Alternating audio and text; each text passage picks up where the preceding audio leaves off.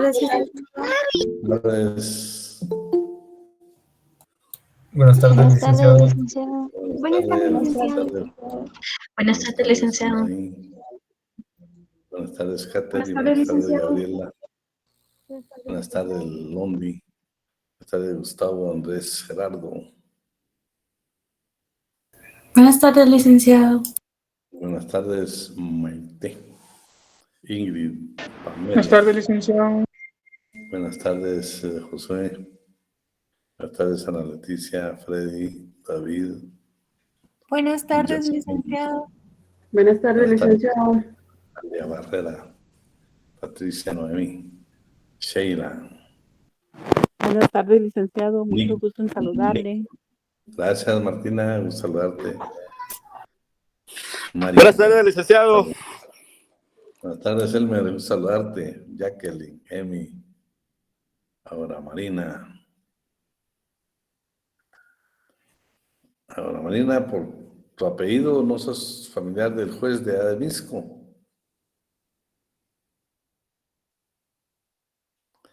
Buenas tardes, Cristal, Ofelia.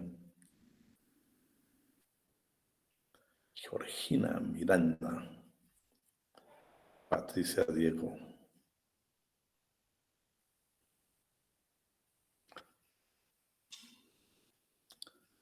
Lisbeth, Andrea, Michelle, Ana Rebeca.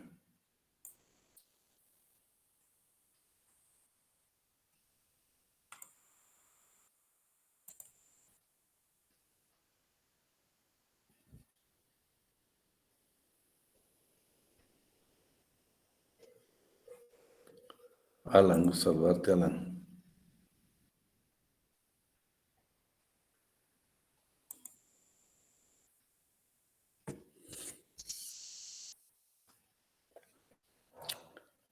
Bueno, jóvenes, me agrada mucho saludarlos.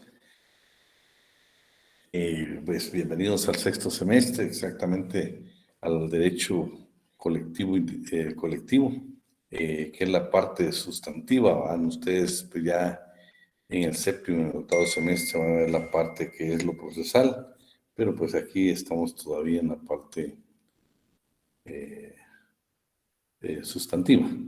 Entonces, pues son unas instituciones que ustedes van a conocer muy valiosas.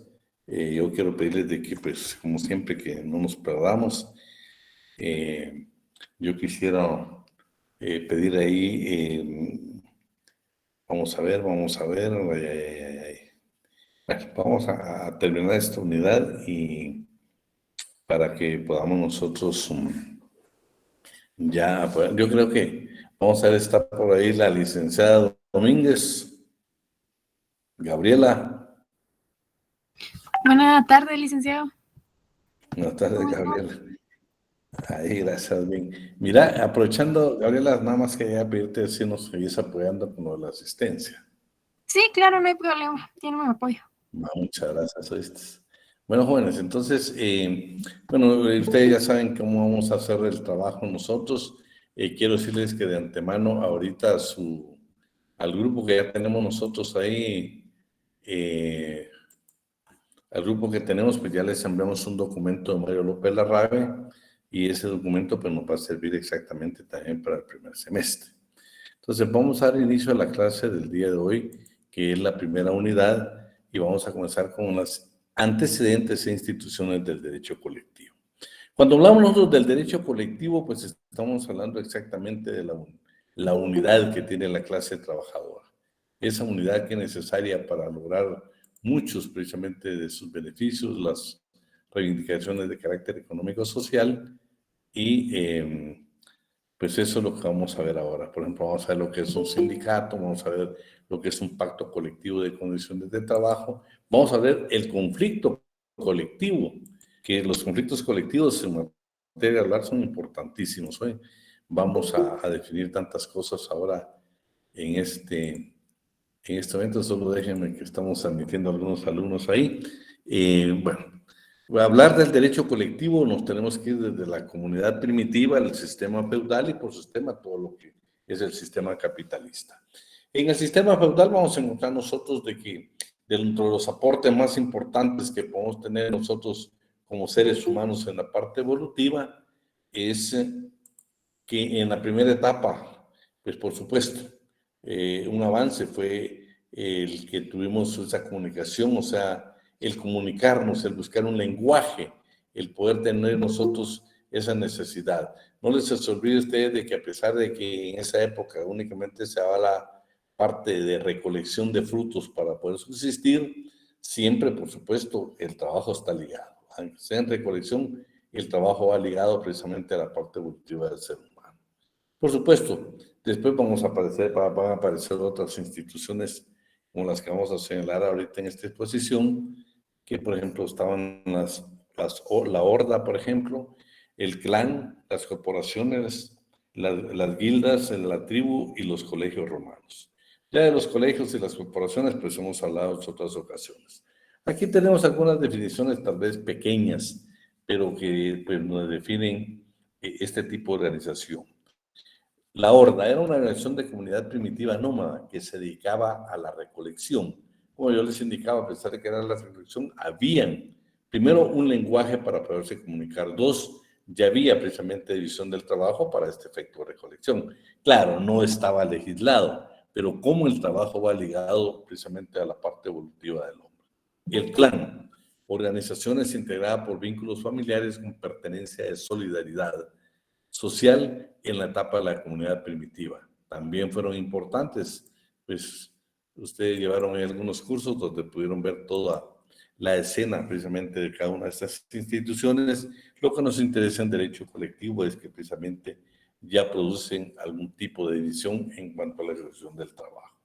La tribu, integrada por grupos de clanes, tenían territorios determinados y se integraban por su cultura y por su idioma. Pero todas estas fueron partes de las que fueron integrando la necesidad de que el trabajador o el ser humano estuviera unido para defender sus propios derechos o, por supuesto, agenciarse de los frutos de la tierra. Los colegios romanos, a estos fueron los colegios estos romanos, acuérdense que vimos que se dieron desde el punto de vista público y privado. Habían precisamente estratos en cada uno de ellos. Lo valioso es de que fue este gran aporte precisamente para el desarrollo de algunas actividades que hasta el día de hoy se ejecutan en la vida del ser humano.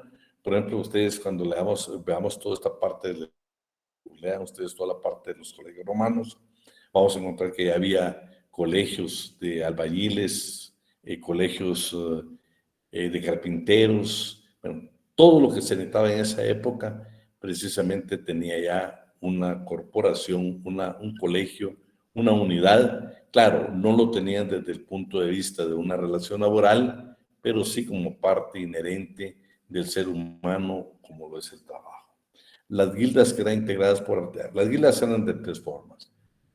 Integrada por artesanos, quienes fabricaban, habían religiosos y habían mercaderes. Esto tuvo su origen precisamente germánico.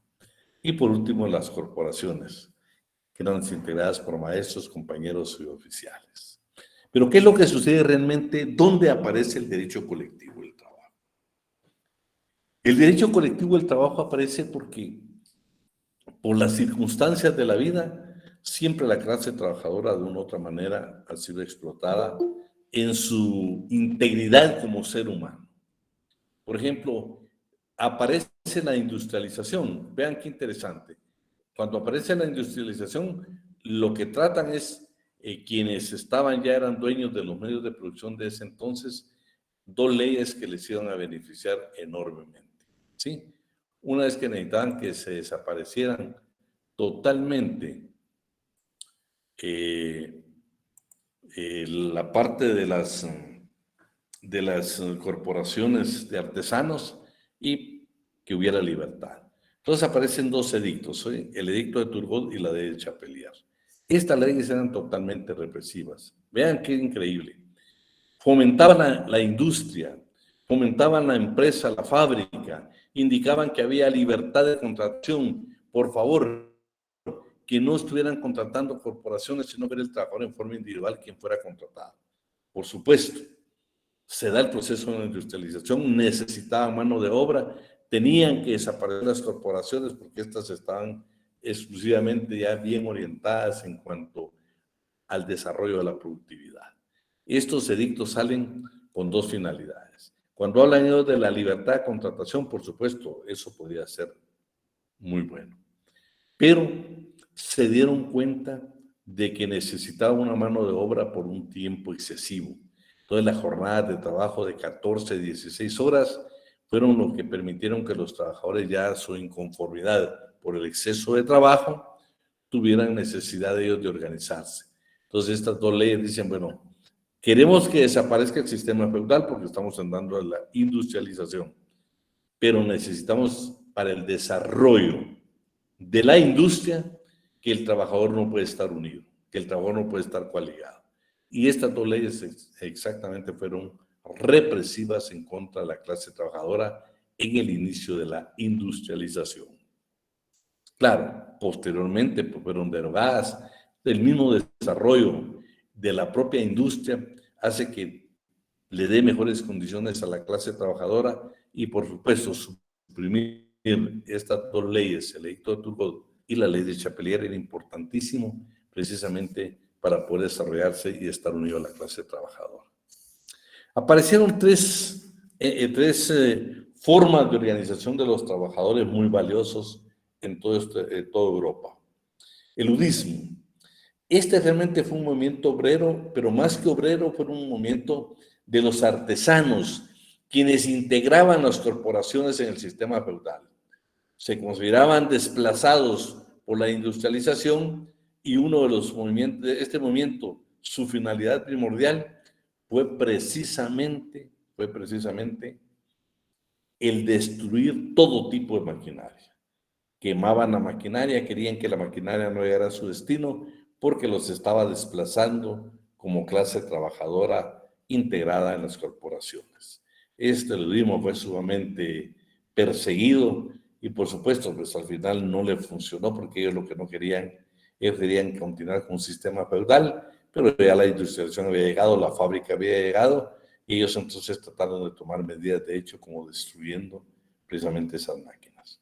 Solo para continuar, yo creo que nos acompaña la licenciada Eugenia. Pati, no sé si estará por ahí para poderla saludar.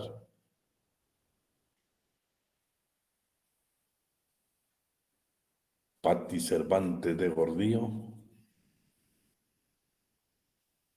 Bueno, por ahí nos va a aparecer la licenciada Pati, que es la coordinadora del semestre y pues se incorporó a la clase y pues le damos la bienvenida y Pati, recibimos de lo personal como catedrático del quinto y sexto semestre, recibo mucho apoyo y yo creo que pues en la clase nos ha apoyado muchísimo.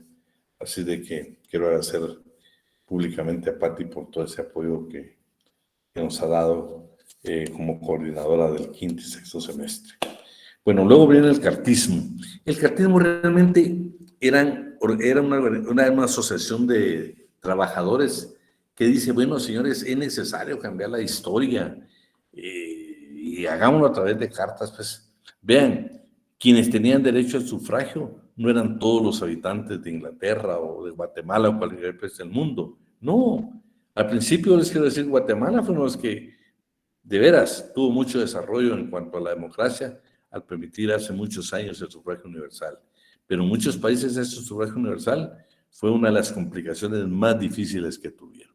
Entonces el cartismo era un movimiento también de trabajadores que comenzaron a enviar cartas al Parlamento con la finalidad precisamente de que se corrigieran algunas situaciones y especialmente porque se le pudiera permitir la participación en ese Parlamento a la clase trabajadora.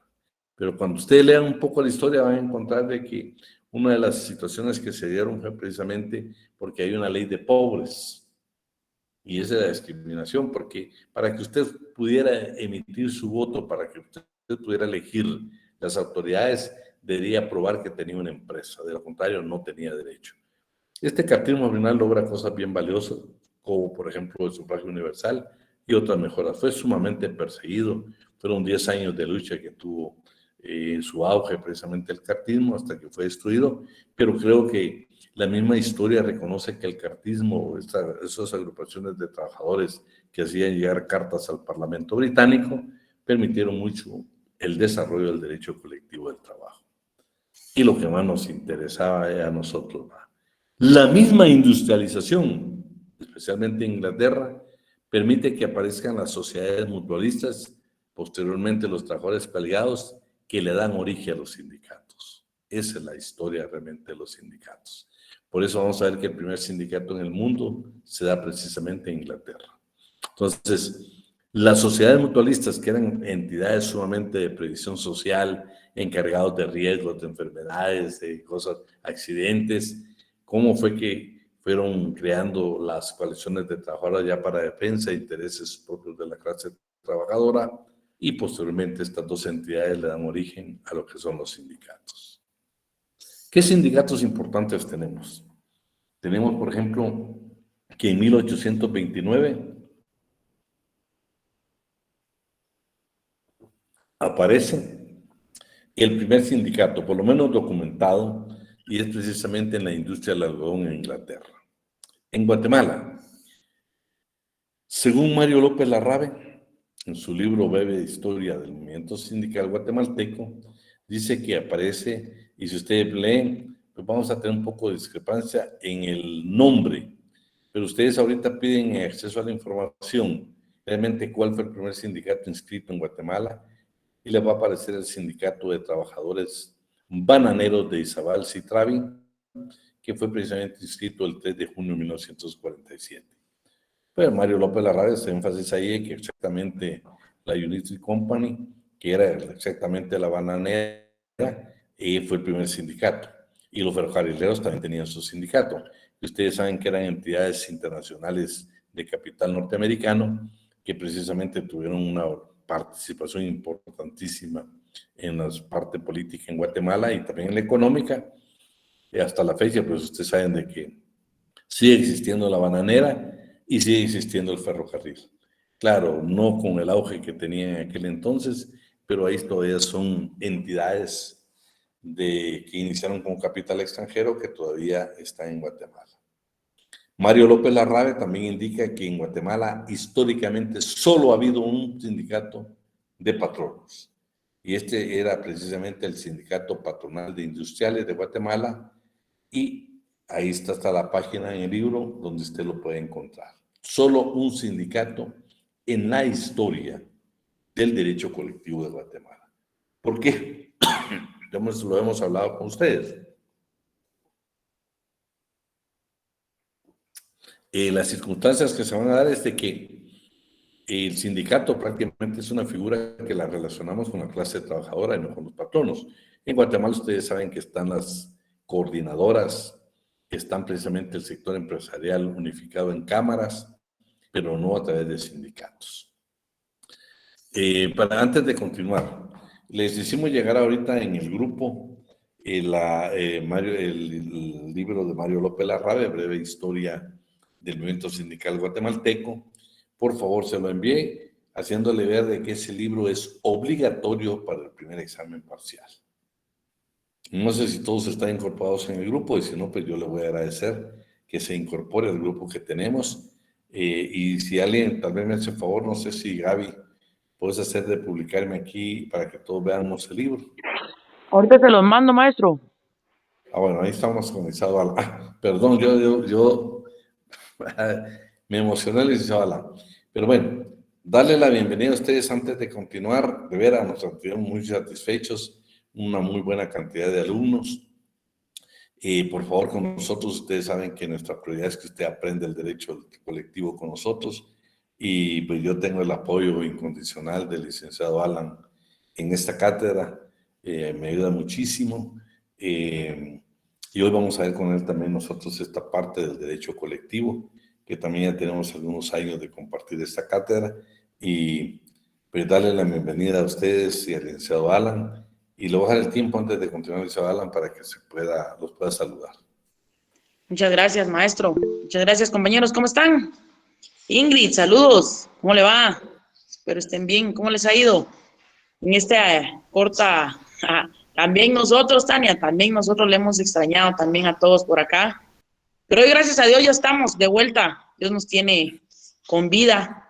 Buenas tardes, Gabriela. Gracias a Dios, una nueva oportunidad, un nuevo semestre, siempre hay que encomendarse a Dios, como yo digo, ¿verdad? Muy importante iniciar con ustedes. Hoy otro tema distinto, ¿no? Derecho individual, vimos la clase, el semestre pasado, y hoy miramos derecho colectivo, algo muy apasionante, hablar de pactos, hablar de sindicatos, hablar de reglamentos. Creo yo que para los que nos gusta el derecho laboral, esta es la parte medular del derecho, ¿verdad? Ya vimos el punto de vista individual, ahora entramos a la colectividad, así que bienvenidos a este sexto semestre. Ya pasaron la mitad de su carrera, y eso es para nosotros un verdadero gusto estar con ustedes. No sé si hay alguien que sea nuevo para darle la bienvenida, alguien que no haya estado con nosotros y que se haya incorporado a esta sección para pues darle la bienvenida, ¿verdad? Y podamos saludarlos y algún día, pues como dice el maestro, ¿no? Poder estrecharlos siempre la mano y darnos ahí un fuerte abrazo. Yo le voy a mandar ahorita el link, así que bienvenidos, y si todos son de conocidos, entonces que Dios me los bendiga y estaremos muy pronto compartiendo ahí con ustedes. Gracias, maestro. Buena tarde. Muchas gracias, Isala. Entonces, les indicaba, ya estamos, ahí está Londres, dice que es nueva.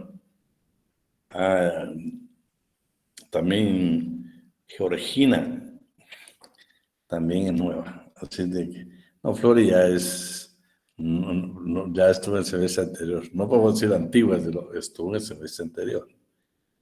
Ahí estamos, Alan, les está enviando el link ahí para que estemos comunicados.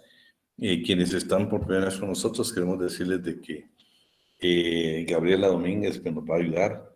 También Maribel dice que está, mire Alan, ahí está también Maribel que está con nosotros por primera vez. Quiero decir que Gabriela Domínguez nos ayuda en asistencia. Y nosotros tomamos asistencia no porque seamos exigentes en eso. No, lo que nosotros pretendemos con eso hablan de que siempre consideramos, también está Jessica Saraí Marroquín, que también es. Bienvenida, Jessica. Entonces, les decía que ella nos ayuda, la asistencia siempre la pasamos. Licenciado, buenas tardes, disculpe. Yo, en lo personal, decime, Ángel. Yo anduve con usted en unos pares de semestres anteriores, pero no se me ha dado por cuestiones de trabajo. Pero ahorita sí, y mucho gusto de volver a hablar, igual a Alan. Muchas gracias. De verdad, buenísima Muchas clase. Gracias. Muchas gracias. Bueno, vean, ahí estamos con bastantes. No, yo creo que estamos solo, déjame ver aquí. Solo que a mí me cuesta un poquito la tecnología, pero vamos a ver aquí. Aquí está. Vamos a ver, tenemos a Maribel que es nueva, y Jessica Saraí que también es por primera vez, Victoria María José Solórzano también. Ahí está Luis que también nos va a ayudar con el link de la asistencia y vamos a ver, sí. Bueno, quienes por primera vez están con nosotros, queremos decirles de que para nosotros es sumamente importante la asistencia y sí la evaluamos. Andrea también está por primera vez con nosotros. Bueno, los que están por primera vez con nosotros, queremos decirles que esperamos en Dios saludarnos un día físicamente. Ya acabamos con el habla de que quien saluda primero que exonerado, si nosotros con el habla los saludamos a ustedes primero. También Kembly Celeste García Cruz. Y no se van a olvidar tus apellidos. Bueno, les decía de que esperamos un día podemos estrechar la mano y ya habíamos quedado ahí que, pues ojalá que un día podamos regresar a nuestras aulas universitarias, pero lo de la pandemia creo que continúa. Pero bueno, un día vamos a esperar. Bueno, el que saluda primero queda exonerado. Si nosotros saludamos, quedamos exonerados, y de lo contrario, apenas a ustedes les tocaría pagar el cafecito. Rebeca también es nueva. Ahí está Ana Rebeca Flores, pues ya saben a Rebeca que ella es la primera que nos va a invitar a los primeros chucos, ¿vale? No, ¿por qué no a Rebeca? Por Dios santo, Bueno, aquí tenemos también a Carla Judith que nos está pidiendo ingresar. Bueno, entonces les indicaba de que les enviamos, quienes no están incorporados al grupo, por favor, Sí, le toca obligado.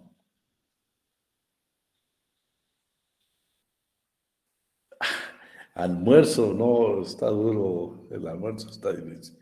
Vean, si queríamos, el semestre pasado hubiéramos querido reunirnos, pero la verdad que lo de la pandemia continúa, pues yo les digo, es asombroso, yo les digo, cuando uno lee ahorita lo que el Ministerio de Salud publica, cuántos realmente positivos se están dando diariamente, yo creo que todavía está complicado.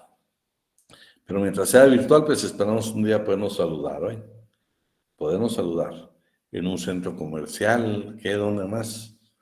Bueno, en cualquier lugar que nos encontremos, por favor, si nosotros con el Liceo Alan, sí, la verdad. En Petapa, dice David. En los juzgados también es cierto, Javier. No, mira, la idea es que el día que nos encontremos, si usted nos conoce y nosotros pasamos desapercibidos, tócanos el hombro, ¿eh? Y en lo que pasó, Mili, ¿por qué no quiere saludar, va? Ahí seguro, Javier, ¿oíste? Ahí seguro, de hecho creo que la otra semana tengo un par de audiencias y voy a estar ahí.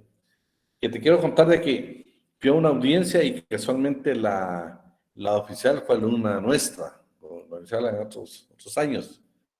Y nos pusimos ahí a platicar un poquito de lo que hace y todo, y me dice, mire, Lick, el derecho laboral es inmenso. Bueno, hoy vamos a ver, en derecho colectivo se van a dar cuenta que yo creo que el criterio que tenía el doctor César Landelino Franco, que lamentablemente falleció, pero para mí uno de los mejores tratadistas en derecho laboral guatemalteco, y él siempre indicaba de que para buscar una definición, ya sea derecho individual o derecho colectivo, es sumamente complicado, porque el derecho laboral es evolutivo. Hoy mismo tenemos instituciones del derecho laboral y colectivo, por ejemplo, que no aparecen en las definiciones. No aparecen en las definiciones porque es evolutivo. Bueno, vamos a continuar. Entonces, el movimiento del derecho colectivo lo vamos a ver desde dos puntos de vista. Aparece, o sea, su antecedente histórico lo vamos a montar en las sociedades mutualistas en algunos países y a la coalición de trabajadores en otros países. Eso es lo que permite realmente el nacimiento del derecho del trabajo.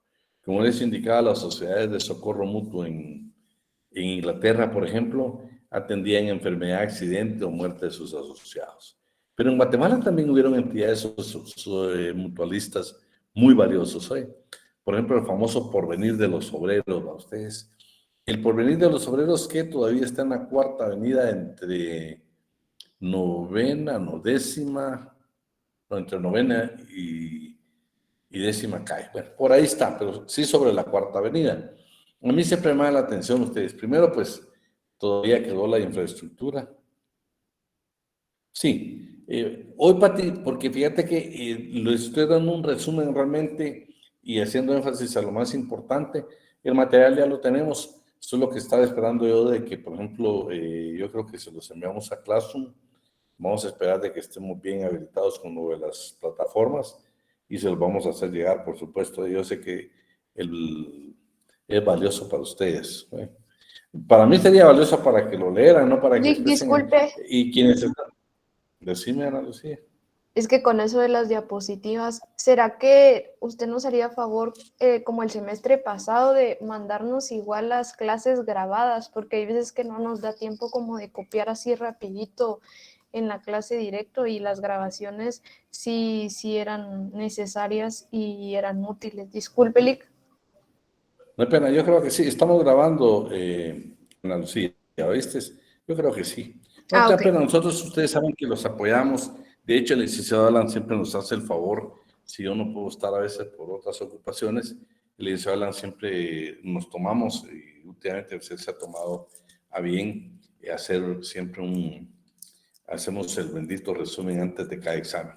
Quienes se incorporan por primera vez saben que lo vamos a hacer, lo vamos a seguir haciendo, y eso creo que nos ha apoyado. Miren, nosotros con el liceo Alan, el orgullo más grande que podemos tener es que ustedes aprendan con nosotros hoy. Yo sé que muchos los hemos motivado para que el derecho laboral, sí, el derecho laboral les parezca interesante, les parece interesante. Ahí está el Porvenir de los Obreros, segunda avenida, entre 9ª y 10ª calle, zona 1. Ah, la segunda es, bueno. Fíjate que yo siempre que paso por ahí, casi, me atrevo a decirles que todos los días paso por ahí. Así es en la segunda. Lo que me ha parecido a mí interesante es de que tienen su biblioteca. Y si no me equivoco, el horario es lo que a mí no me ha permitido ir ahí, pero me interesaría mucho y cuando usted pueda, vaya. Imagínense cuando yo le hablo a ustedes de las mutualistas, ahorita el Porvenir de los Obreros, qué importante sería que nosotros viéramos cuál fue el objetivo, cómo fue que se creó el Porvenir de los Obreros, pues como una entidad mutualista. Y dice que esa biblioteca, si no estoy mal, ahí tienen el rótulo 1896. Imagínense ustedes, ¿desde cuándo está esa biblioteca ahí? ¿Qué documentos más valiosos podrá tener para que nosotros podamos analizar? Pero bueno, en Guatemala tuvimos... ay, Dios mío, ya me perdí. Bueno, aquí está. La maternidad obrera, la Sociedad Joaquina, que cuando la lean se van a dar cuenta que exactamente esta Sociedad Joaquina nace porque un presidente decidió, así era el nombre de su mamá, y decidió precisamente honrarla a través de identificar esta sociedad como Sociedad Joaquina. Pero va a ser interesante qué es lo que hacían, pero todo esto dio origen precisamente posteriormente a los sindicatos. La importancia del estudio del derecho del trabajo. Vamos a ver aquí nada más algunos artículos que nos van a interesar. En la Constitución Política de la República de Guatemala, el 101, 112, 116 y 117, que el 116 y 117 uno se refiere a la huelga y el derecho de sindicalización que tienen los trabajadores del Estado. El 117 habla que cuando alguna entidad del Estado no tenga jubilación, o sea, no tenga su programa de jubilación, entonces tiene el derecho a incorporarse al Montepío o sea, a todo el Montepío que regula, o las clases pasivas que regula precisamente nuestra ley en cuanto a los trabajadores del Estado. El 101 y el 102 se refieren a la Constitución, se refieren a circunstancias exactamente. Lo vamos a leer nada más, el 102 la primera parte y el 101 sí en su totalidad. No sé quién nos apoya por ahí. O elegimos nosotros. Vamos a ver, Ana Lucía. Si quieres se lo leo yo. 101, ¿verdad? Y 101. 101. Constitución política. Artículo 101, derecho al trabajo. El trabajo es un derecho de la persona y una obligación social. El régimen laboral del país debe organizarse conforme a principios de justicia social.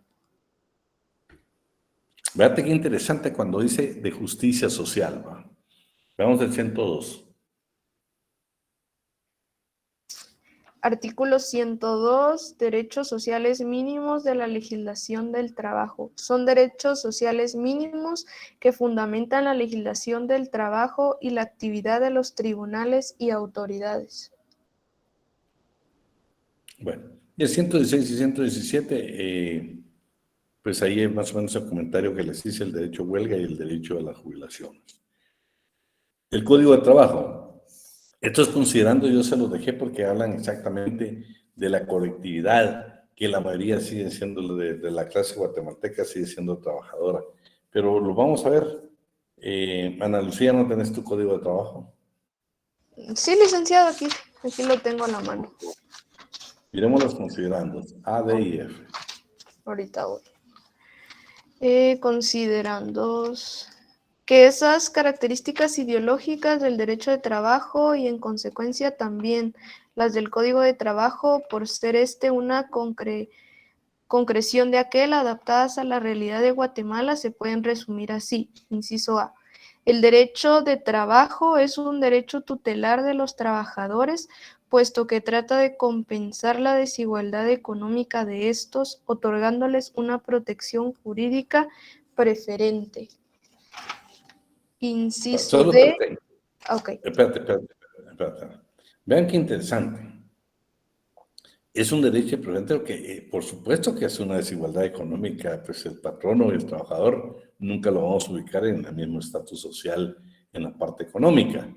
Entonces, por eso dice, bueno, es necesario que nosotros veamos también esa parte tan importante en el derecho del trabajo, esa diferencia, cómo la vamos a disminuir. Y la vamos a hacer a través de legislaciones, a través de la aplicación, por ejemplo, del principio de indubio pro operario, todo lo que favorezca al trabajador. Miremos el siguiente, por favor. Inciso D. El derecho de trabajo es un derecho realista y objetivo. Lo primero porque estudia al individuo en su realidad social y considera que para resolver un caso determinado a base de un bien entendida bien entendida equidad, es indispensable enfocar ante todo la posición económica de las partes, y lo segundo, porque su tendencia es la de resolver los diversos problemas que con motivo de su aplicación surjan, con criterio social y a base de hechos concretos y tangibles. Bueno, veamos hoy el F. Inciso F.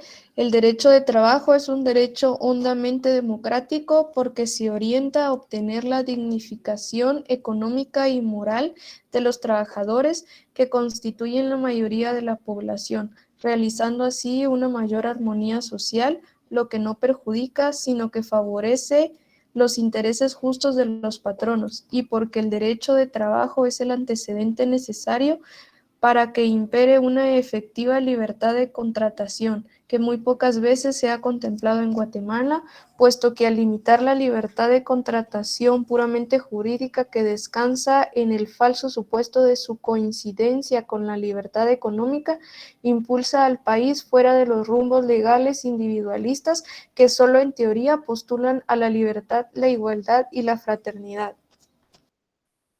Bueno. Y los artículos, estas ya son instituciones, instituciones. Vean qué interesante. El 38 no va a hablar de los contratos colectivos, que únicamente lo pueden celebrar los sindicatos.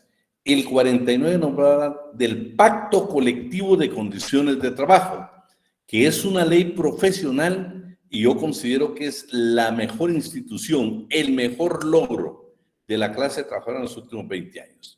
El 293 que nos va a hablar exactamente de la formación de los tribunales de conciliación y de arbitraje. El 374, la unidad que debe tener la clase trabajadora. Y el 377, que es exactamente el planteamiento de un conflicto colectivo. Esos son importantes porque, por ejemplo, en el 374 estamos hablando de la unión de trabajadores. Ahí van a encontrar ustedes la famosa palabra comité ad hoc o comité permanente.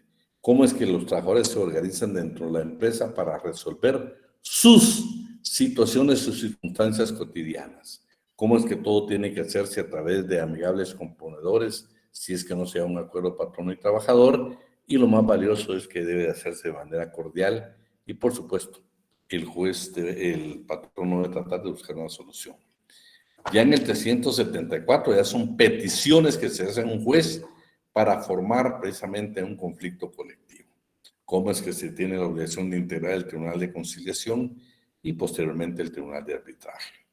Pero veamos qué dice literalmente el artículo 38 del Código de Trabajo.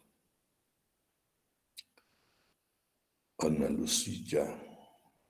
Artículo 38. Contrato colectivo de trabajo es el que se celebra entre uno o varios sindicatos de trabajadores y uno o varios patronos o uno o varios sindicatos de patronos, por virtud del cual el sindicato o sindicatos de trabajadores se comprometen bajo su responsabilidad a que algunos o todos de sus miembros ejecuten labores determinadas mediante una remuneración que debe ser ajustada individualmente para cada uno de estos y percibida en la misma forma. Pero se dan cuenta, solo los sindicatos son los que pueden crear este tipo de instituciones como el derecho, el contrato colectivo. Lo valioso acá es que se recuerdan que en la clase de derecho individual nosotros vimos que, por ejemplo, que los sindicatos, que la libre contratación, por ejemplo, cuando contratan ellos este tipo de contratos, que dependiendo si es Estados Unidos o Canadá, ¿cómo es eso que únicamente dejaban participar a que estuvieran afiliados? ¿Cómo es eso que solo el sindicato podía contratar a unos no afiliados? Bueno, tantas circunstancias que han ocurrido y lo vamos a ver ahora nuevamente. Pero lo valioso es la importancia que tiene un sindicato, porque conforme con el artículo 38 son los únicos facultados para firmar contratos colectivos. Pero vamos a ver el 49, que para mí es el logro más valioso que ha tenido la clase trabajadora y que hoy por hoy, aparte de ser ley profesional, es donde están los derechos y las reivindicaciones de carácter económico-social de la clase trabajadora. Por favor, Ana Lucía. Artículo 49. Pacto colectivo de condiciones de trabajo es el que se celebra entre uno o varios sindicatos de trabajadores y uno o varios patronos o uno o varios sindicatos de patronos, con el objetivo de reglamentar las condiciones en que el trabajo deba prestarse y las demás materias relativas a este. El pacto colectivo de condiciones de trabajo tiene carácter de ley profesional y a sus normas deben adaptarse todos los contratos individuales o colectivos existentes o que luego se realicen en las empresas, industrias o regiones que afecte. Las disposiciones de los artículos 45 al 52 inclusive son aplicables al pacto colectivo de condiciones de trabajo en lo que fueren compatibles con la naturaleza esencialmente normativa de este. Bueno, entonces, ahí esa es una institución que la vamos a desarrollar. Hoy únicamente estamos viendo que es una parte del derecho colectivo del trabajo, pero ya se dieron cuenta que es una ley profesional. Ustedes han escuchado que, por ejemplo, de conformidad con el Código de Trabajo, todos sin excepción tenemos derecho a 15 días de vacaciones. Y en el Estado son 20 días. Pero ustedes han visto de que trabajadores del Estado o de la iniciativa privada muchas veces tienen más días. Todos son logros que se han obtenido a través de la discusión de pactos colectivos. Les estoy hablando, pues en ese sentido. Luego vamos a hablar, por ejemplo, que en mucho pacto vamos a encontrar nosotros circunstancias como, por ejemplo, mejoras salariales o bonos adicionales. Ustedes han escuchado el bono escolar, el bono del pescado, el bono de productividad, que ese sí está en la ley, hay un bono que le llaman, un bono que dan, en algunos pactos lo tienen, es una bonificación que le dan, por ejemplo, a los estudiantes de Derecho, que cuando usted es estudiante de Derecho le dan un porcentaje de dinero para elaboración de su tesis, inclusive algunos para poder estudiar el examen técnico profesional. O sea, hay una serie de beneficios para la clase trabajadora a través del pacto colectivo y es ley profesional. Eso significa que en esa empresa no se pueden reducir todos esos derechos. Por ejemplo, si Ana Lucía trabaja en determinada entidad y ya tiene, por el pacto, ya tiene derecho por el tiempo a gozar, por ejemplo, 25 días de vacaciones, no puede decir, bueno, en el siguiente pacto vamos a pactar que ya no sean 25, regresen a los 20, porque yo como empresario estoy perdiendo demasiado que Ana Lucía se vaya 25 días. Eso ya no lo permite la ley. Ya son derechos adquiridos de la clase trabajadora. Y por favor, dice que tiene carácter de ley profesional. Veamos el 293, por favor. Ahorita lo leo, solo lo busco. 200.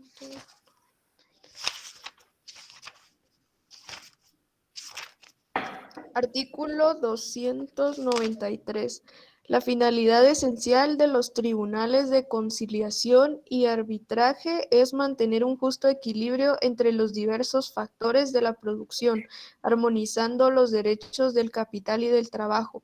Cada tribunal se integra así: A, un juez de trabajo y previsión social que lo preside; B, un representante titular y 3 suplentes de los trabajadores; C, un representante titular y 3 suplentes de los empleadores. Los cargos son públicos y obligatorios. Por la naturaleza de sus funciones, el cargo de presidente es permanente, en tanto que los demás fungirán un año comprendido de enero a diciembre. Los suplentes serán llamados en el mismo orden de su elección o designación. Los representantes a que se refiere este artículo deben seguir cumpliendo las responsabilidades de sus cargos hasta que tomen posesión sus sustitutos. Sin embargo, podrán renunciar ante la Corte Suprema de Justicia si han cumplido ya su periodo. El secretario del juzgado, cuyo juez preside el tribunal, lo es a la vez de este también permanente. Pues si se dan cuenta, lo que estamos indicando acá es cómo se integra un tribunal de conciliación y, por supuesto, un arbitraje. Cómo tienen carácter obligatorio, ahí vamos, eso lo vamos a ver despacio. Habla de las dietas que tienen derecho, en el caso de los que integran, que son los representantes del patrón o representantes del trabajador. Lo valioso es la importancia que tienen los sindicatos en Guatemala, precisamente para poder integrar los tribunales de conciliación y los tribunales de arbitraje. Vamos a ver el 374. Este es la Unión de Trabajadores, el famoso arreglo directo. Por favor, Ana Lucía. Artículo 374. Patronos y trabajadores tratarán de resolver sus diferencias por medio del arreglo directo, con la sola intervención de ellos o con la de cualesquiera otros amigables componedores. Al efecto, los trabajadores pueden constituir consejos o comités ad hoc o permanentes en cada lugar de trabajo, compuestos por no más de 3 miembros, quienes se encargarán de plantear a los patronos o a los representantes de estos, verbalmente o por escrito, sus quejas o solicitudes. Dichos consejos o comités harán siempre sus gestiones en forma atenta y cuando así procedieren el patrón o sus representantes, no puede negarse a recibirlos a la mayor brevedad que le sea posible. Bueno, si se dan cuenta, estamos en un arreglo directo. Son situaciones cotidianas que se pueden en una empresa, cómo es que deben de organizarse los trabajadores, una unión de trabajadores para resolver estos conflictos. Bueno, ahora sí el último, el 377. A partir de este artículo nosotros conocemos lo que es el famoso conflicto colectivo. Grupos de trabajadores coaligados o bien sindicalizados pueden acudir a un juez de trabajo y previsión social con un pliego de peticiones para formar un conflicto colectivo, por supuesto, en contra del patrono. Ahí vamos a conocer todo el procedimiento que se viene a partir de este artículo hasta que lleguemos al arbitraje.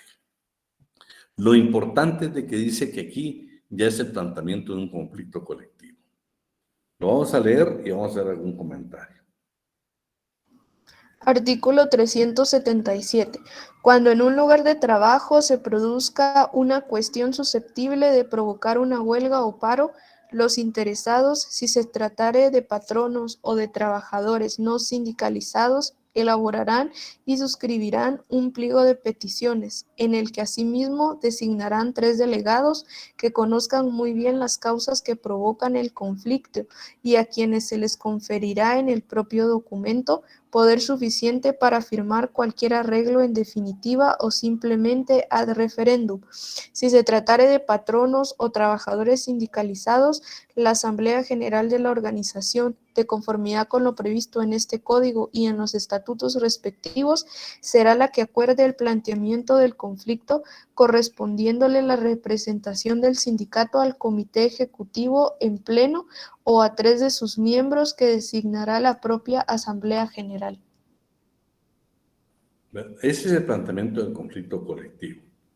Lo importante acá es de que aquí es donde nosotros, cuando usted escuche la empresa está emplazada, es porque le plantearon un conflicto colectivo. Que eso significa que la empresa no pueda despedir. Yo no sé, pero casi estoy seguro que entre los documentos, los que estuvieron con nosotros el semestre pasado, les enviamos nosotros un caso del Instituto Guatemalteco de Seguridad Social. El instituto exactamente estaba emplazado de conformidad con el 377 por el planteamiento de un conflicto colectivo por parte del sindicato. Entonces, había una persona, una mujer, que cometió una falta grave.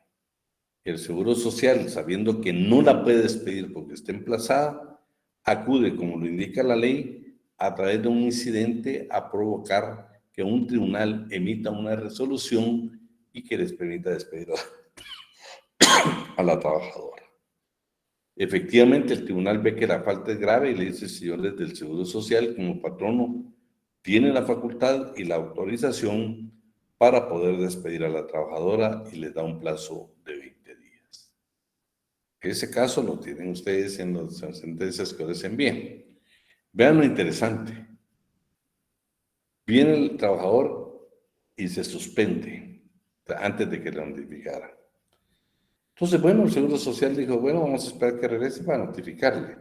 Ella regresa 3 meses después y efectivamente el primer día le dice, mire, está despedida de conformidad con la ley porque no la autorización judicial. ¿A qué quiero llegar yo? Quiero que sea de esos abogados que analice los expedientes, que verdaderamente logre interpretarlos, porque viene el abogado de la señora y dice, señores, vamos a tener que acudir a un órgano jurisdiccional porque quiero comentarles que a ustedes le dieron 20 días para despedirla y estamos ya a 90 días. Acude a un órgano jurisdiccional. Ya prescribió el derecho.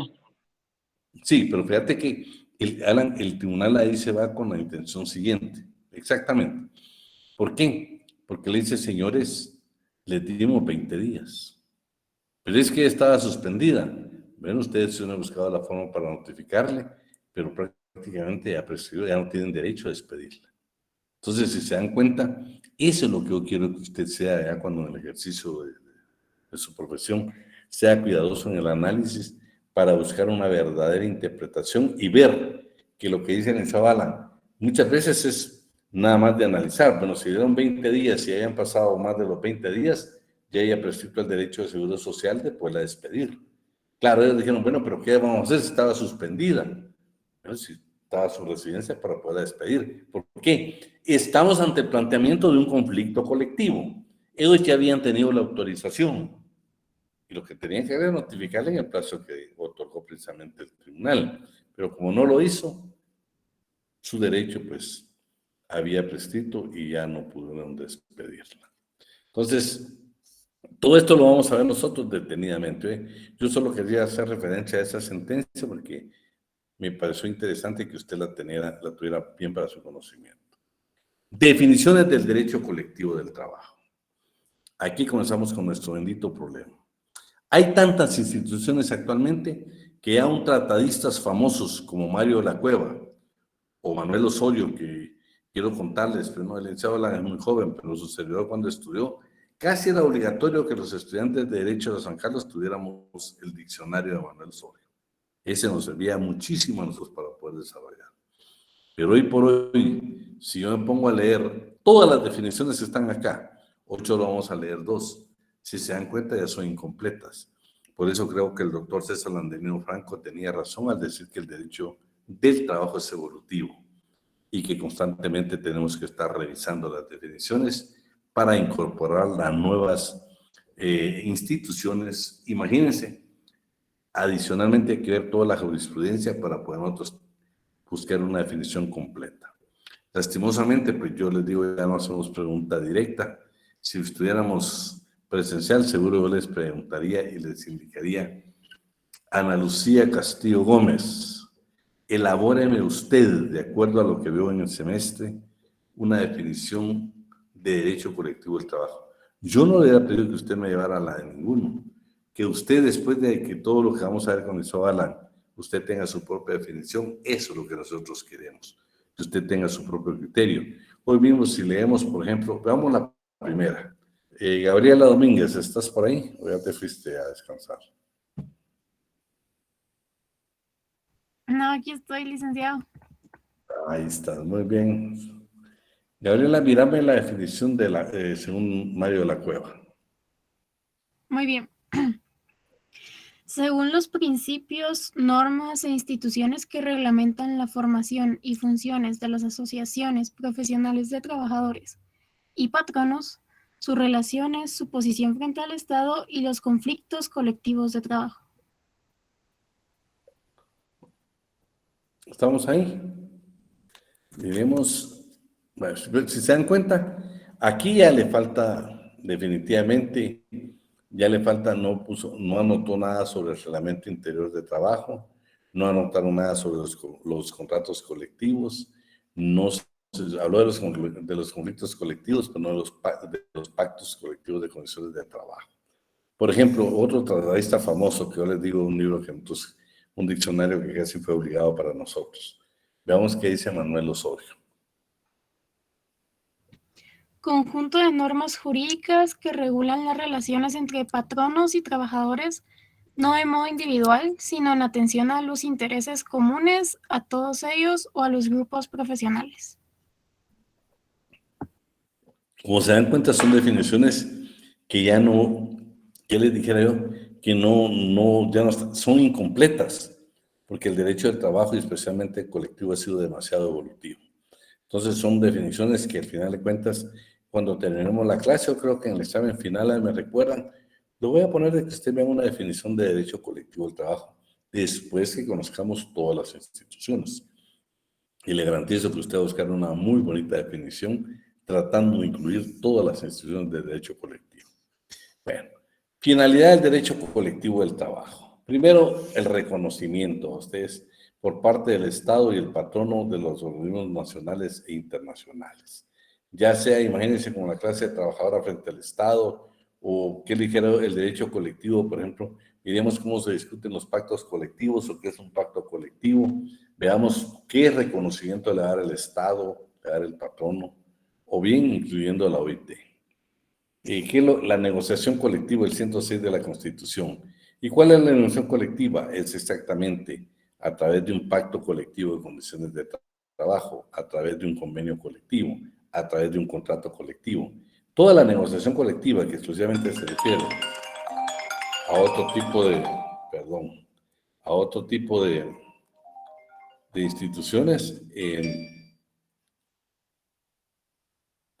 instituciones, entonces, pero concretamente se refiere al pacto colectivo y a los conflictos colectivos del 377.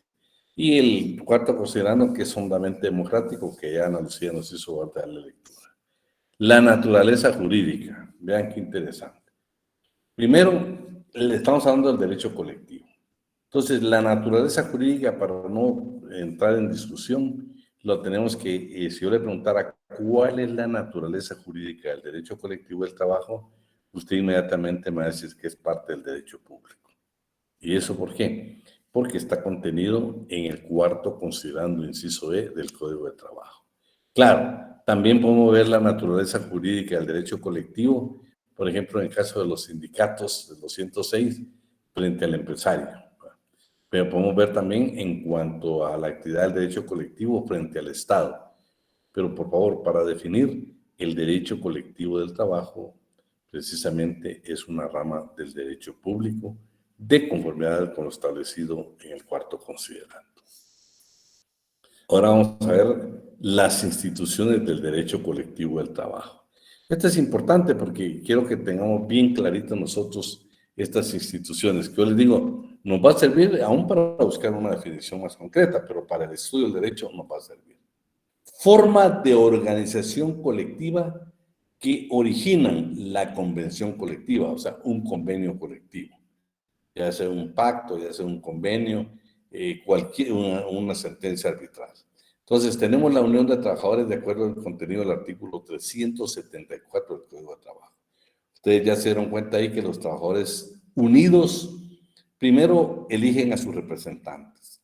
Estos tienen todo el derecho de presentar las peticiones ante el patrono. El patrono tiene la obligación o su representante de recibirlas.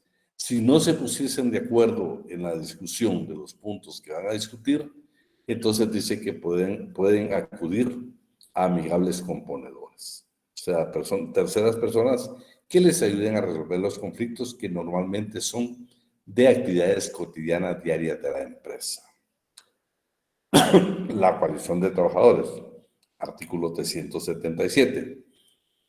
El planteamiento de un conflicto colectivo de trabajo. Planteamiento de un conflicto colectivo de carácter económico-social. Eso es lo que contiene el 77. Y el 206, que son los sindicatos. Estas son las formas de organización. ¿Cómo se va a organizar el trabajador?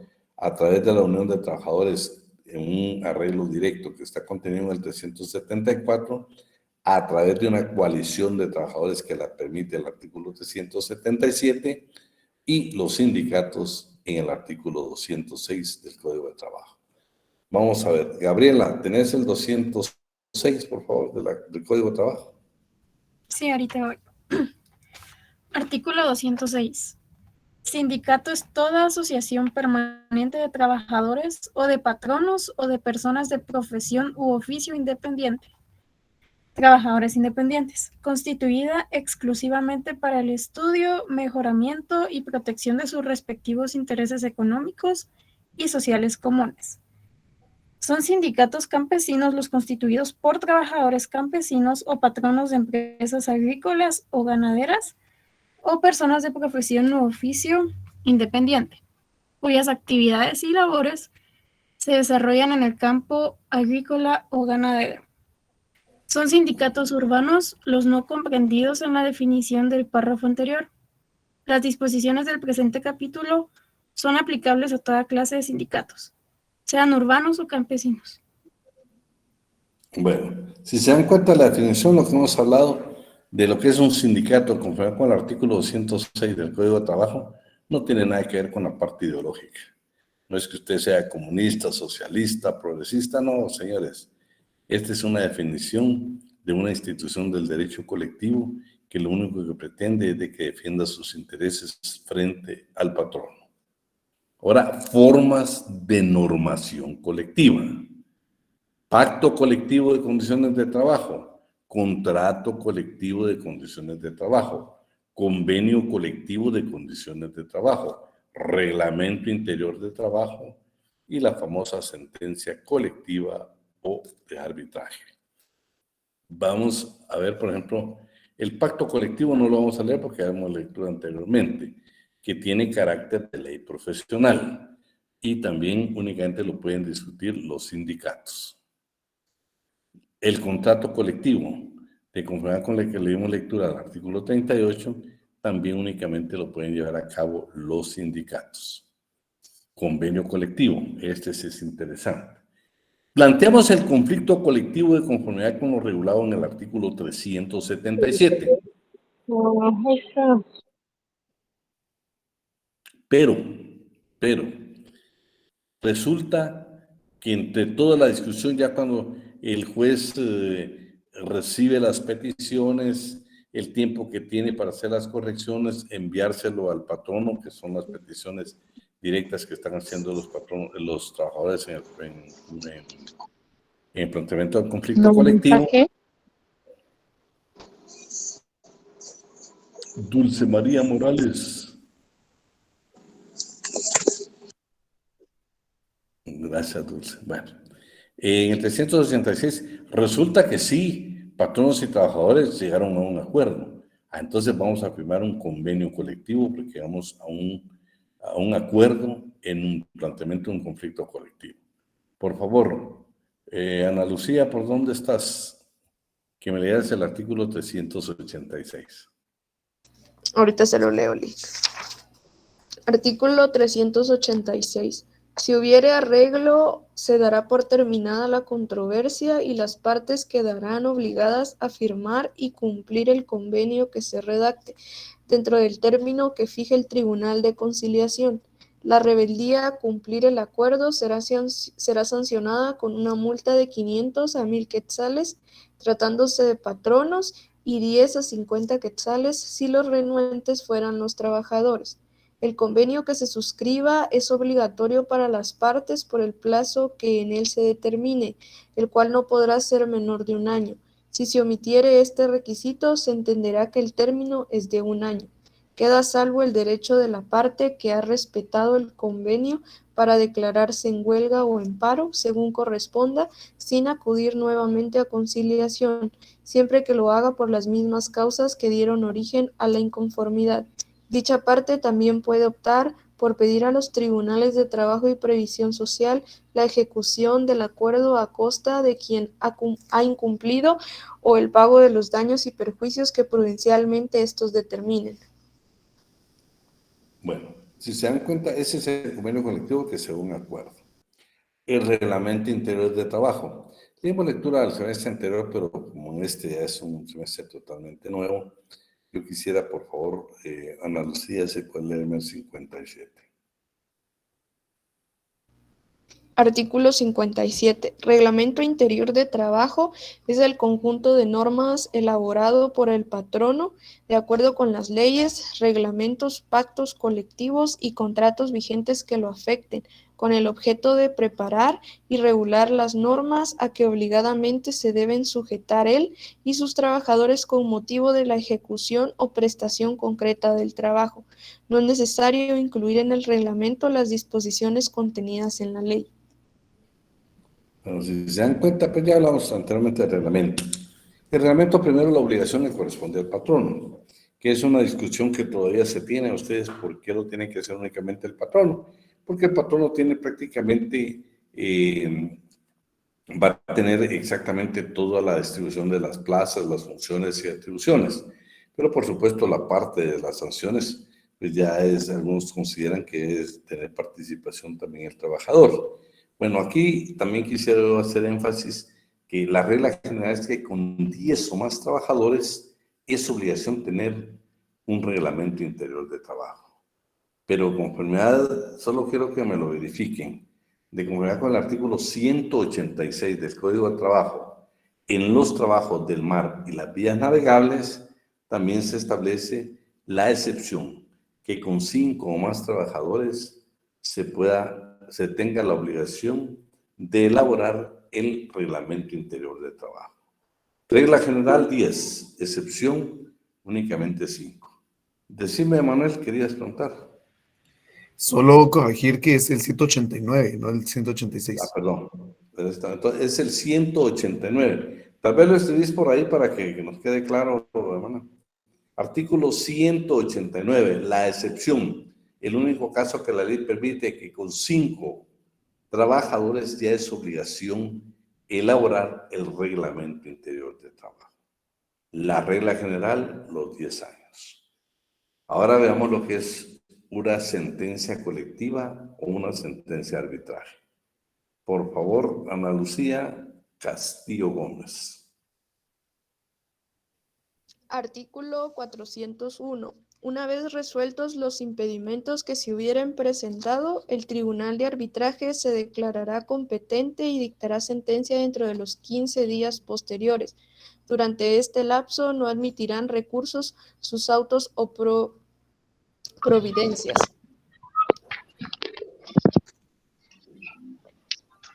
¿Continúo con el artículo 403? Por favor. Sí, ok. Artículo 403. La sentencia resolverá por separado. Espérate. Johanna, ¿querías hablar? Johanna Andrea García.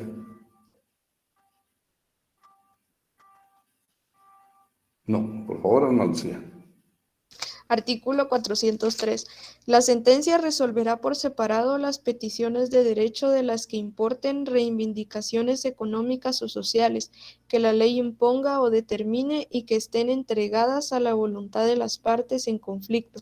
En cuanto a esas últimas, puede el Tribunal de Arbitraje resolver con entera libertad y en conciencia, negando o accediendo total o parcialmente a lo pedido y aún concediendo cosas distintas de las solicitadas. Corresponde preferentemente a la fijación de los puntos de hecho a los vocales del tribunal y la declaratoria del derecho que sea su consecuencia a los jueces de trabajo, pero si aquellos no lograren ponerse de acuerdo, decidirá la discordia el presidente del tribunal. Se dejará constancia especial y por separado en el fallo de cuáles han sido las causas principales que han dado origen al conflicto, de las recomendaciones que el tribunal hace para subsanarlas y evitar controversias similares en el futuro y en su caso de las omisiones o defectos que se noten en la ley o en los reglamentos aplicables. Artículo 405. La sentencia arbitral es obligatoria para las partes por el plazo que ella determine, el cual no será inferior a 1 año. Bueno, si se dan cuenta, todas estas son las formas de normación colectiva. Y tenemos lo último, estas son las formas de normación colectiva. Y estas son las formas de expresión colectiva. ¿Cómo vamos a expresarlo? Los trabajadores a través de la huelga y los patronos a través del paro. Ya quedamos muy clarito que a partir de ahora, cada vez que hablemos de paro, no podemos decir los trabajadores del organismo judicial están en paro. Eso no, por favor, no. El paro únicamente es exclusivo de los patronos y la huelga es de los trabajadores. Entonces, los trabajadores jamás podrían hacer un paro. Pueden suspender labores, pero no hacer un paro. Por favor, veamos qué dice el artículo 239 y le vamos a pedir favor ahí que nos ayude vamos a ver a quién. Domínguez, ayúdanos tú, Domínguez, Gabriela Domínguez. Muy bien, 239, ¿verdad? Sí.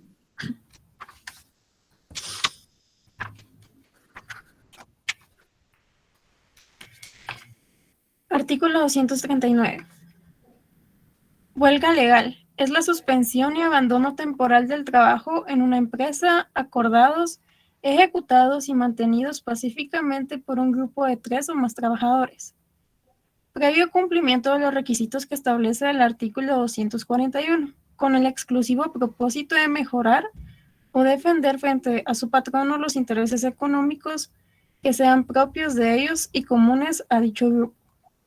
Los tribunales comunes deben sancionar de conformidad con la ley todo acto de coacción o de violencia que se ejecute con ocasión de una huelga contra personas o propiedades. Huelga ilegal es la que no llena los requisitos que establece el artículo 238. Bueno, vean, la institución de la huelga la vamos a ver ahora, la vamos a desarrollar en este semestre. Pero vean qué interesante. La huelga no es... Mario López Larrabe en su libro dice que después del 54, usted hablaba de sindicatos, hablaba de huelga, hablaba de reivindicaciones de carácter económico-social, dice que se consideraba palabras en contra de un régimen democrático y usted podía ser perseguido políticamente por pronunciar precisamente este tipo de palabras. No, la huelga tiene sus requisitos, es un derecho que tienen los trabajadores. Cuando la veamos, se van a dar cuenta que tiene para que la autoricen, para que la ejecuten, para que los trabajadores la lleven a cabo, deben de llenarse una serie de requisitos precisamente para poder llegar a la huelga. Claro, es un instrumento que tiene la clase trabajadora para obligar al patrono a cumplir con determinadas demandas de la clase trabajadora. Pero cuando la veamos, se van a dar cuenta que la huelga no tiene nada que ver con el carácter ideológico que aparentemente quieren presentarle, sino que es un derecho que tiene la clase trabajadora y que le otorga la ley previo a cumplir con los requisitos de ley. Veamos ahora qué es un paro. ¿Quieres hablar, David?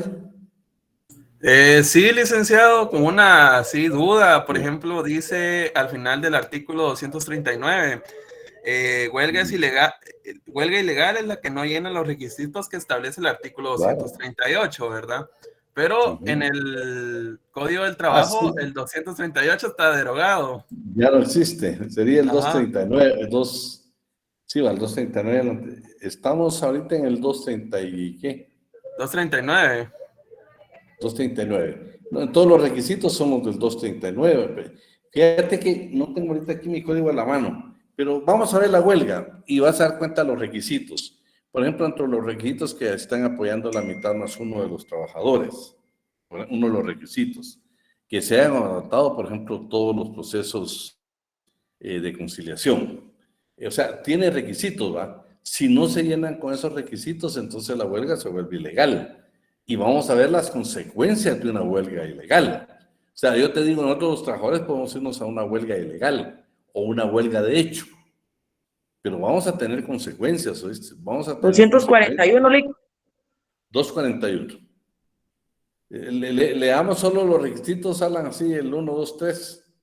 Sin entrar a detalle. Ajustarse estrictamente a lo dispuesto en el artículo 239, párrafo primero, agotar los procedimientos de conciliación y C, constituir por lo menos las 2/3 partes de las personas que trabajan en la respectiva empresa o centro de producción y que han iniciado su relación laboral con antelación al momento de plantearse el conflicto colectivo de carácter económico social. Oíme, pues. Entonces, esos requisitos son indispensables. Sin esos requisitos se considera ilegal. Y vamos a verla, yo te digo, no, ahí tenemos doctrinariamente vas a hablar la huelga de brazos caídos.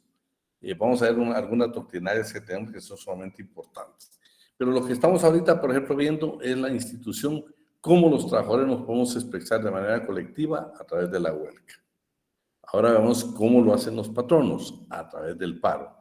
Por favor, Domínguez 245. Muy bien. Artículo 245. Paro legal es la suspensión y abandono temporal del trabajo ordenados y mantenidos por uno o más patronos, en forma pacífica y con el exclusivo propósito de defender frente a sus trabajadores los intereses económicos que sean propios de ellos, en su caso, comunes a los mismos. El paro legal implica siempre el cierre total de la o las empresas en que se declare.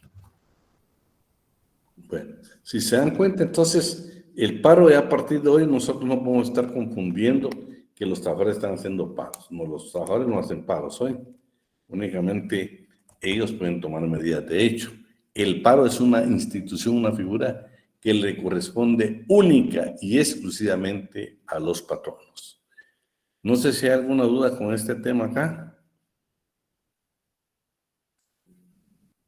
Bueno, entonces, si no tenemos dudas, les voy a pedir un favor. Yo creo que todos los que estamos ya en los grupos, si se dieron cuenta, ya Ruth ya les publicó el libro de breve historia del movimiento sindical en Guatemala a Mario López Larrabe. Por favor, ese va a ser obligatorio como lectura para el primer parcial. Yo no quiero que usted ande ahí apenado que lo tiene que comprar, que no tengo plata, que no sé qué. Ustedes saben que con nosotros pues se vale de todo, como hemos hablado, se hablan de que no, que esa no sea una carga. Ay, ¿dónde lo consigo? Pues yo creo que ingresa a internet, yo creo que hasta ahí lo encuentra.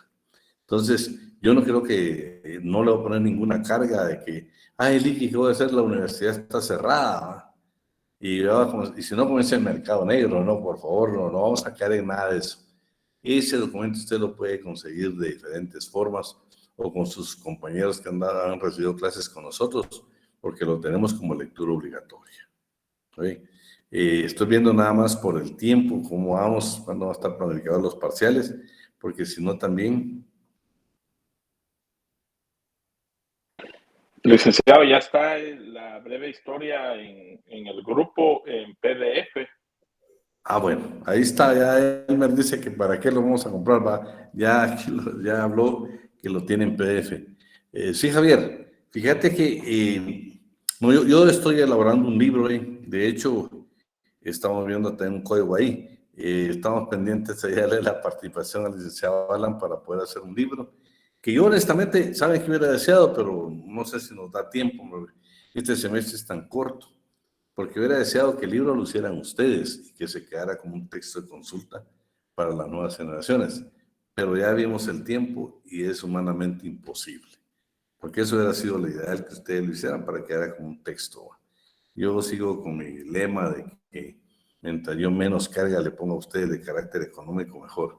Aquí ya él me nos está dando una salida para la obtención del folleto. Entonces todavía nos falta un libro por ahí que quiero planearlo bien si nos da tiempo para que lo lean, porque el libro, la lectura no le va a gustar a usted, pero nos enseña mucha parte de lo que hemos hablado de la historia y vamos a entender muchas cosas. Yo lo que quiero es que usted el derecho laboral no lo vea como carácter ideológico. Véalo como un curso donde, claro, estamos hablando de carácter social, o usted, pues, si no es la clase trabajadora, números considerando, pues, que hay que buscar que el Estado tiene la obligación de proteger al trabajador por la diferencia económica que puede haber entre el capital y el trabajador. Eso es normal, o sea, estamos hablando de un derecho social, pero no es nada ideológico, no es nada socialista, ni comunista, ni nada. Lo que pasa que, claro, cuando usted lee la Revolución Rusa, donde un grupo de campesinos que posteriormente se organizaron en sindicato, iniciaron realmente el reclamo de tierras, cuando veamos, porque lo vamos a ver, los 4 movimientos que cambiaron la historia del mundo, nos vamos a dar cuenta que aún en países comunistas como Polonia, creo que fue en el 80, donde precisamente por el alza en el costo de la canasta básica, escúcheme, en un país comunista exigieron sus derechos. Es más, el líder de ese movimiento dice que ahí inicia precisamente, por lo menos, la caída de un sistema en Polonia. él dice se convierte en un sistema democrático. Entonces aquí no vamos a hablar nada ideológico, ¿eh? Por eso yo les digo, si yo les digo, mira, vamos a leer el manifiesto comunista, gran poder de Dios, dice. Pero no, cuando usted lo lea se va a dar cuenta que no, aparte de la historia ya nos ha marcado otro destino diferente. No solo como país, sino en el mundo entero. Pues ahora si ustedes ven, ya antes se peleaba ideológicamente Rusia y es socialista, Estados Unidos es capitalista. Hoy lo único que yo miro la discusión de ellos es quién nos vende la vacuna, ¿no? O sea, ¿a quién le vamos a comprar la vacuna? Eso es lo que se discute ahora, intereses de carácter económico. Pero ideológico, yo en lo personal no creo que se dé ya de ninguna manera. Bueno, vamos a dejar por el tiempo para que descansen unos minutos y si Dios quiere, pues ya quedamos, ya él nos hizo favor de subir ahí, tener en PDF el libro. Para Licenciado, disculpe, para darle crédito, yo no fui la persona que subí el libro, fue una cuenta llamada Asesoría Estudiantil, para que no crea que yo soy el mero bueno. No va a decir que está violentando derechos de autor, ¿va? No, yo les digo, Mario López Larrabe, quien escribió eso, que es un libro interesantísimo, ¿eh? Ahí van a ver una participación universitaria, ¿eh? En ese libro. Ahí está el primer sindicato de patronos. Ahí es donde vamos a encontrar de que qué barbaridad que el derecho laboral al principio lo discutían en un juzgado de agricultura, ¿va? O sea, pero también vamos a ver qué pasó en la revolución del 44 y qué pasó en la contrarrevolución. El libro narra hasta los movimientos de 1970, creo, 70, 74. Va a ser importantísimo que lo vean porque es muy interesante los datos que precisamente él proporciona. Él fue decano, en el el autor fue decano en nuestra facultad, un gran decano, una gran historia. De hecho, hay un eslogan ahí en el S7 que cuando usted llegue, cuando entre a mano derecha, y lo va a encontrar, que dice: la pérdida de la fe en las leyes y en quienes las aplican me obligan a las medidas de hecho. Ese fue un pensamiento de Mario López Larrabe. Así de que no es nada ideológico, y gracias, Elmer, por aclarar, no fue Elmer, sino que un grupo de alguna asociación por ahí que colabora con alumnos que lo subió, así es que no hay ninguna pena. Yo lo que no quiero es que agarro con que esto se convierta, ¿dónde lo consigo? ¿Qué cuánto cuesta? No, hombre, eso es lo de menos. Y si no miramos, lástima que está cerrado, porque les quiero decir que pues alguien ahí que expende libros ha sido muy gente con nosotros. En otras ocasiones, cuando se hablan, hasta nos ha regalado para aquellos que humanamente no lo pueden, pero hoy está cerrada la universidad, no se puede. Así es que Dios me les bendiga y si Dios quiere nos vemos el día viernes. Feliz tarde, Lic. Muchas gracias. Feliz tarde, Lic. Feliz tarde, licenciado. Feliz tarde, licenciado. Muchas gracias, licenciado. Feliz tarde. Feliz tarde, licenciado. Feliz tarde, licenciado.